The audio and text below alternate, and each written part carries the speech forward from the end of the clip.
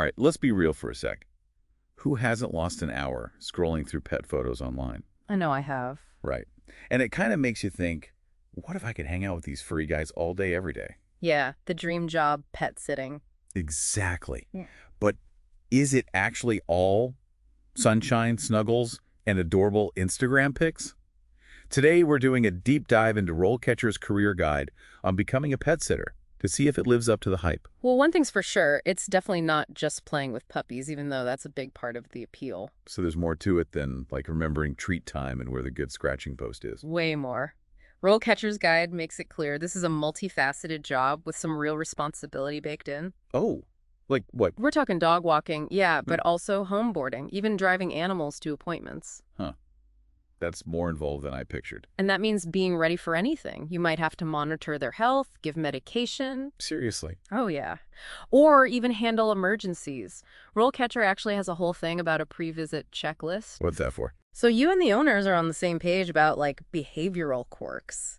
Especially if a pet's got a history of, being a bit much. Makes sense. You don't want to walk into a situation unprepared. But speaking of situations, the guide also mentions all the good stuff. Setting your own hours, choosing your rates, maybe even starting your own pet sitting business. Is that the reality or just wishful thinking? It's definitely possible, but like with any job, gotta be realistic, right? So no more 9-to-5 grind, but maybe a different kind of hustle. Exactly. RoleCatcher really emphasizes that income can be all over the place, especially at the beginning. Because you're finding your footing, building up those clients. Right. It takes a time, so having a plan, maybe even some savings to fall back on, is huge. Smart. So let's say someone's just starting out, head full of puppy love, but no fancy credentials yet. What's step one? RoleCatcher is big on this experience, and you don't need a fancy title to get it. Pet sit for friends, family, even volunteering at a shelter counts. Hands-on experience, that's what matters. Exactly. Builds skills, confidence, and it shows future clients you're serious. Okay, but what about standing out? There are tons of animal lovers out there. The guide mentions certifications. Are those a big deal? Huge. Even something like pet first aid and CPR can make a difference. Shows you're committed to their well-being. Makes sense. Clients would feel better knowing you've got those skills, just in case. And platforms like RoleCatcher, they often highlight those certs on your profile, so you pop up more. Good to know. Speaking of RoleCatcher, the guide mentions they use AI to help people find jobs, even in a hands-on field, like pet sitting. Now, I'm picturing robots walking dogs. Is that what we're talking about? Not robots yet, anyway. But you're onto something with the whole technology angle. AI is changing how we look for jobs, even in pet sitting. Okay, now I'm really curious. How does AI actually work in the context of finding a pet sitting gig? Does it write your cover letter while you're busy scooping kibble? That's a great question, and it ties into one of RoleCatcher's most interesting features. That's a great question, and it ties into one of RoleCatcher's most interesting features. It's how they use AI to, analyze and tailor your resume. Okay, so not robot dog walkers, but robot resume writers. I can get behind that. Exactly. So say you're applying for this pet sitting job, right? Instead of using the same old resume, you can plug the job description into RoleCatcher. And the AI does its magic. Yeah. It figures out exactly what the employer's looking for, all those keywords and skills, and then helps you tweak your resume so it's like a perfect match. So it's like having a secret weapon, making sure you stand out even before you've met the client or their pet. Exactly. Gives you a real edge, especially with so many people wanting to work with animals these days. It's a competitive world out there, even for dog walkers. Yeah. But let's get back to actually building your business. Let's say you've got some experience, you've got your certifications, and your RoleCatcher profile is all set. What are some of the things that make a pet sitter really stand out? The things that make them the top dog, so to speak? It's often those little extra things, RoleCatcher talks about going above and beyond just the basics. Like, don't just feed the cat and go. Send the owner updates, maybe some cute pictures. Like a pet sitter postcard. Having a great time. Wish you were here. Exactly. Or even just a quick note about how their pet's doing. It shows you care. Those personal touches go a long way. But what about when things don't go as planned? The guide mentions handling emergencies. What kind of stuff should pet sitters be ready for?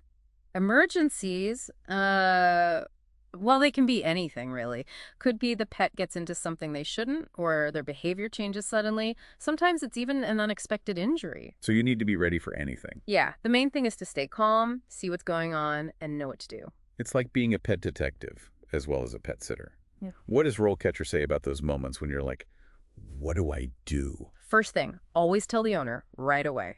They also suggest keeping a list of emergency numbers handy. Vet, emergency clinic, all that. Exactly. You don't want to be searching for those when every second counts. Makes sense. The guide also mentioned something called like niche specialization as a way to stand out. What does that even mean for a pet sitter? It's about figuring out what makes you different. What's your thing? Maybe you're amazing with anxious dogs, or maybe you have experience with more unusual pets. So you become the go-to person for those special cases. Right. Or maybe you offer extra services like basic grooming, pet massage, even giving medicine if the pet needs it. Now that you mention medication, it makes me think about the physical side of pet sitting. The guide touches on that a bit, right? Yeah. What do they say about handling the more physical demands of the job? It's true. It can be pretty physical. I mean, imagine walking a bunch of high-energy dogs or trying to keep up with a kitten. Imagine walking a bunch of high-energy dogs or trying to keep up with a kitten. Oh. RoleCatcher doesn't go into detail about specific workouts, but I bet comfy shoes are a must-have for any pet sitter's toolkit. Oh, yeah, for sure. Comfortable shoes are a must. The guide even mentions that, being dressed for all kinds of weather. Makes sense. Can't exactly predict the weather or when nature will call. Exactly. And it reminds pet sitters to, think about their limits, especially when you're dealing with, bigger dogs or a whole bunch of pets at once. Right, because it's easy to get carried away when you're surrounded by furry friends. Totally. Pacing yourself, taking breaks, even just stretching a bit, it can really make a difference in the long run, prevent burnout, keep you going. Definitely. Can't pour from an empty cup, right? And speaking of resources, we've talked a lot about RoleCatcher and what they have to offer, but how does someone actually, dive in? Is it just for pet sitting or what? Think of it like this. It's like a Swiss Army knife for your career, Yeah. They have tons of stuff on different jobs, not just pet sitting, but for that field specifically. They've really gone all out. In a good way. Oh, yeah, in a good way. Their career guides, like the one we're talking about, break things down really well. Skills you need, different paths you can take, even how much you can expect to make. It's a great starting point. So whether you're just curious about pet sitting or ready to hang up your day job shingle, it's worth checking out. Definitely. It helps you get real about what to expect, because like we said, it's not all playtime and cuddles. Although there's definitely a lot of that from what we've learned. But before we wrap up, one more thing about those above and beyond things that make a pet sitter really special. We touched on it earlier, but I'm curious to hear what really stands out to you. Honestly, I think it's about truly caring, paying attention to those little details. Each pet is different. They have their own thing going on. And when you can tap into that, make them feel comfortable, loved. Like you're their home away from home. Yeah, exactly. And those little touches, sending updates, taking cute pictures that capture their personality, even just a handwritten note for the owner, those are the things people remember. It's like that extra mile that turns a one-time thing into, you're the pet sitter, we're calling you back. Totally. Word of mouth is everything. That's the truth. Well, I think we've covered a lot of ground today. We've talked about the not-so-glamorous stuff like poop bags and emergency vet runs. The realities of the job. Right. But also all the things that make it so rewarding. Hopefully, our listeners are walking away with, a better sense of what it really takes to be a pet sitter. And who knows, maybe this sparked an idea for someone out there. Maybe you'll be sharing your pet setting wisdom with us someday. That's what we love to hear. All right, that's a wrap on another deep dive. Until next time, keep exploring those career paths, and remember, your dream job might just involve a furry friend or two. See you in the next one.